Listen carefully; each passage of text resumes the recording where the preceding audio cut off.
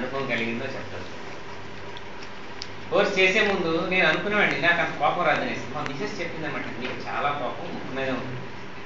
ఒక డాక్టర్ దగ్గరికి వెళ్ళాను, కోపం ఎక్కువ వస్తుంటుంది అని ఆయన అడిగితే నేను లేదని చెప్పాను. ఆ తర్వాత అబ్జర్వ్ చేస్తే ఎస్, ఇప్పుడు కూడా చిన్న మిస్టేక్ జరిగినా కూడా ఎక్కడన్నా ఇటు దట్టు అయినా కానీ కోపం వచ్చేస్తుంది. కోర్స్ చేసిన తర్వాత ఆ తర్వాత మా పిల్లలు పెద్దవాళ్ళు అయ్యారన్నమాట. నేను కోర్స్ చేసినప్పుడు డాడీకి ఎప్పుడు కోపమే రాదా, ఆ స్థాయికి వచ్చిందన్నమాట నా కోపం. హెల్త్ 35 years ఏజ్లో చేశాను, నాకు 45 years.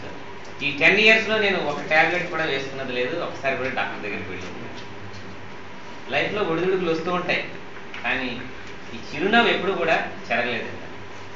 ఎంత కష్టం వచ్చినా సరే, ఏదన్నా మహా పెద్ద ఇబ్బంది అయితే క్షణం అనమాట, ఒక క్షణంలో మళ్ళీ వెనక్కి చేరుకోగలుగుతుంది.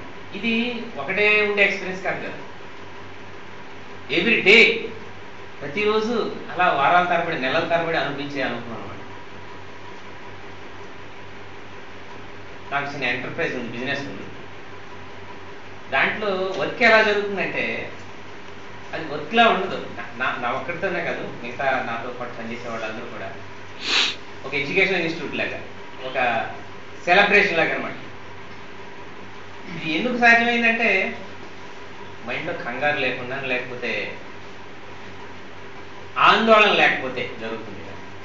జనరల్గా మనకందరికీ ఏ పని చేస్తున్నా సరే ఫ్యూచర్ గురించి ఆందోళన ఉంటుంది. ఇది మనం అనుకున్నట్లు అవుతుందా లేదా, ఇంకా బెటర్గా వస్తుందా రాదు. ఆర్ట్ కోర్స్ చేసిన వాళ్ళకి ఆందోళన ఉంటుంది, ఎందుకంటే వాళ్ళకి ఒక భరోసా ఉంటుందన్నమాట. Divine is there to take care of things అని. అట్లాగని ఎలాగో డివైన్ టేక్ కేర్ చేస్తున్నారు కదా, మనం రెస్ట్ తీసుకోవచ్చు అనేది కూడా ఉండదు. యాక్టివ్ చేసేటప్పుడు పూర్తి 100% చేస్తాను, రిజల్ట్ మాత్రం డివైన్ వదిలేస్తాను. దాంట్లో ఉంటుంది అసలైనటువంటి యోగం, కర్మయోగం. మీరు చూడండి, ఎంతో సేవ చేస్తున్నారు, వండర్ఫుల్ సేవ చేస్తున్నారు. ఆ సేవ చేసేటప్పుడు కూడా, సేవ చేస్తున్నందు వల్ల కూడా ఒక్కొక్కసారి స్ట్రెస్ అక్యూములేట్ అవుతుంది. అవునండి కదా, ఈ చేసే వర్క్ చేస్తున్నప్పుడు రిజల్ట్ మీద మైండ్ వెళ్ళాం. మనం వెళ్తున్నాం పలానా ఊరు, ఇంతమంది పిల్లలు ఉండాలి, ఇంతమందికి జరగాలి, రిజల్ట్. మీరు కనుక ఆ రిజల్ట్ని ఆ డివైన్ ఎవరైతే మిమ్మల్ని నడిపిస్తున్నారో వాళ్ళకి వదిలేసి చేశారనుకోండి, ఆ స్ట్రెస్ ఉండదు. మీరు చేసే పని ఇంకొంచెం ఎఫెక్టివ్గా చేయగలుగుతారు, ఇంకొంచెం బెటర్గా చేయగలుగుతారు. రిజల్ట్ వస్తుంది, వచ్చిందని ఇంకొంచెం ఎక్కువ బాగా ఎంజాయ్ చేయగలుగుతారు. ఆనందం గురించి అన్నారు కదండి, ఆనందం రిజల్ట్ని మన మీద ఆపాదించుకోకుండా ఉంటే ఇంకా ఎక్కువ బెటర్గా ఉంటుందన్నమాట.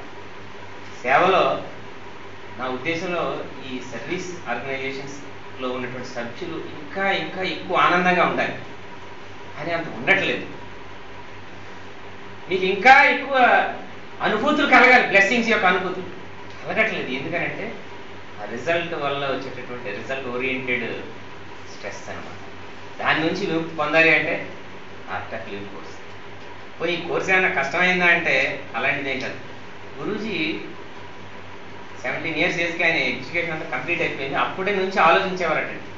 ఈ ప్రజెంట్ జనరేషన్కి ప్రశాంతత కోసం మెడిటేషన్ కూర్చోండి, లేకపోతే ఇది చేయండి అది చేయండి అంటే ఆ టైము లేదు, కొత్త ఏదైనా నేర్చుకోవడానికి అంత ఓపిక లేదు. సింపుల్, నేను ఇది చేయలేని అనడానికి వీలు లేకుండా ఉండేది ఏదైనా వీడికి ఇవ్వాలి, ఏదైనా తీసుకురావాలని ఆలోచిస్తుండారు. 1982లో అలాగా అదే ఆలోచనతో ఒక 10 days సైలెన్స్ అండ్ ఫాస్టింగ్లో ఉంటే అప్పుడు వచ్చింది సుదర్శన్ క్రియ అనేటటువంటి డివైన్ బ్రీతింగ్ టెక్నిక్ అనమాట. బ్రెత్ తోటి అంతా ఎంత సింపుల్ అంత పవర్ఫుల్. ఇందులో మామూలుగా మనకు కావాల్సినవన్నీ వస్తూ ఉంటాయి.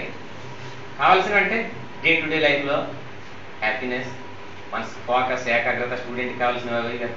బిజినెస్లో మనం స్మార్ట్గా ఉండటం, ఆ తర్వాత ఆరోగ్యంగా ఉండటం, పర్సనల్ రిలేషన్షిప్స్ అదర్స్తో డెవలప్ అవడం, ఇవన్నీ వస్తూ ఉంటూనే హయ్యెస్ట్కి మానవుడు ఎవరైతే జీవితం యొక్క లక్ష్యం పర్పస్ ఏమిటి అనే క్వశ్చన్తో వెళ్తున్నారో వాళ్ళని హయ్యెస్ట్కి తీసుకెళ్ళగలిగేటువంటి కెపాసిటీ కూడా ఈ ఆర్ట్ ఆఫ్ లివింగ్ కోర్సులో నేర్పేటప్పుడు సుదర్శన క్రియలో ఉందన్నమాట.